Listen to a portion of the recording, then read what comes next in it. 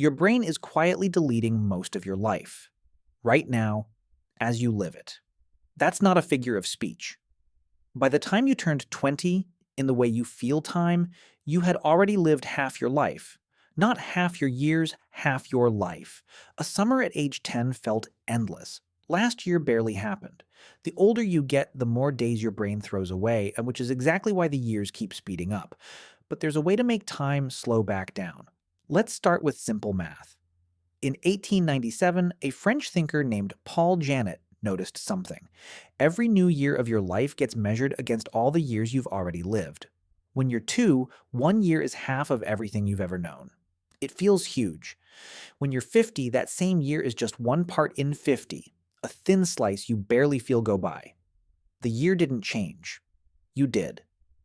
This is now called the proportional theory of time, and it makes a quiet, harsh point. The older you get, the smaller each year feels. And if the idea holds, the halfway mark of an 80-year life comes shockingly early, somewhere in your late teens or early 20s. By the time most people feel like life is just starting, half of how they'll ever experience it may already be behind them. But math alone doesn't explain the feeling. If it were only fractions, time would shrink smoothly. It doesn't. It jumps. Some years drag, some just disappear. To see why, you have to know one strange fact. Your brain doesn't really measure time. It measures memory. Over 100 years ago, the psychologist William James noticed this. He said that as we get older, the days and weeks blur together and whole years feel hollow and just collapse. His reason was simple. Childhood is full of firsts.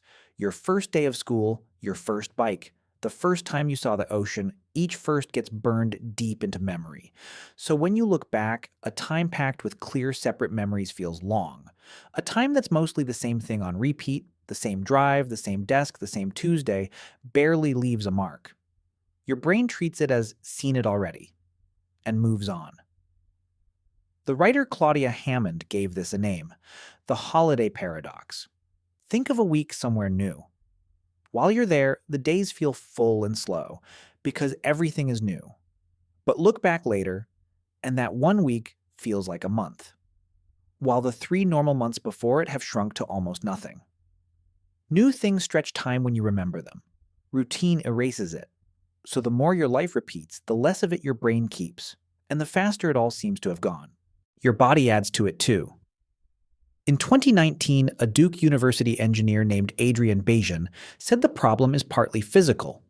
As you age, your brain handles images more slowly. The signals travel through older, more crowded wiring. Your eyes move around less. So you take fewer mental snapshots per second than you did as a kid. Fewer snapshots means less change to notice, and less change feels like time speeding up. A child's brain runs at a higher frame rate. They are, in a real way, getting more life per second than you are. There's even a simple test that shows it. The psychologist Peter Mangan asked people of different ages to close their eyes and say when they thought 3 minutes had passed. Young adults were close, about 3 minutes and 3 seconds. Older adults? Their 3 minutes stretched to nearly 3 minutes and 40 seconds. Real time was slipping past them while their inner clock fell behind, and they never felt it happen. So which one is the real cause? The math? The memory? The slowing brain? The honest answer is all of them, stacked together. Each year is a smaller slice of your life. Routine wipes out your memories, and your brain runs slower as you age. It all piles up. That's why it doesn't feel like a gentle drift. It feels like falling. But hidden in all that bad news is a loophole. Look at what these causes have in common. The math, you can't beat. You can't unage. The slowing brain, you can't fully stop. But memory, that part is yours. Your brain stretches time around new things and shrinks it around repeats. So the real reason your years are vanishing isn't age. It's sameness. It's the autopilot, the same route to work, the same scroll before bed, the same months blurring into one gray smear. You're not running out of time. You're running out of things your brain thinks are worth keeping, and that you can change today. Not with some system, just with new things and attention. Take a different street home, and your brain wakes up and starts recording again. Learn something hard enough to feel a little awkward. Go somewhere you've never been, even an hour away. Have the talk you keep putting off. Every truly new moment is one your brain decides to keep. A piece of your life you'll actually be able to feel later, instead of one that quietly fades. The people who reach old age and say their life felt full are almost never the ones who had the easiest years. They're the ones who kept doing things for the first time. So think about that endless summer one more time. It didn't feel endless because you were young. It felt endless because almost all of it was new, and your brain saved every second like it mattered. Because to you, it did. Somewhere along the way, that stopped. Not in one moment you could point to. It happened the way these things always do. Quietly. One ordinary day at a time, until whole years started slipping by without ever really being lived. Most of the time you spent getting older, you weren't really there for. That part is gone. But the firsts didn't run out when you grew up. You just stopped reaching for them.